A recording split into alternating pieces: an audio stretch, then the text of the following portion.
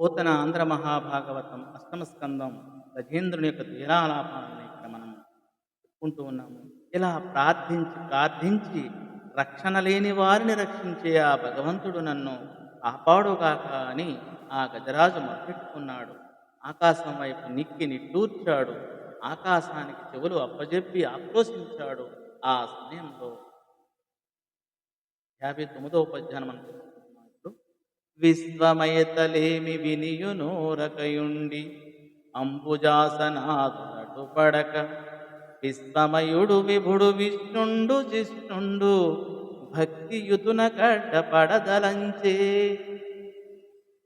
విశ్వమైతలేమి వినియునోరకయుండి అంబుజాసనాదులటు పడక విశ్వమయుడు విభుడు విష్ణుండు జిష్ణుండు భక్తియుతును కడ్డపడతలంచే.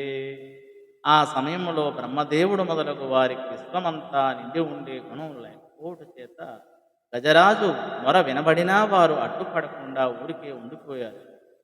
విశ్వమంతా వ్యాపించేవాడు ప్రభువు, వినయశీలి అయిన విష్ణువు భక్తుడైన గజరాజును రక్షించాలని నిశ్చయించుకున్నాడని ఈ పద్యభావం. ధన్యవాదములు.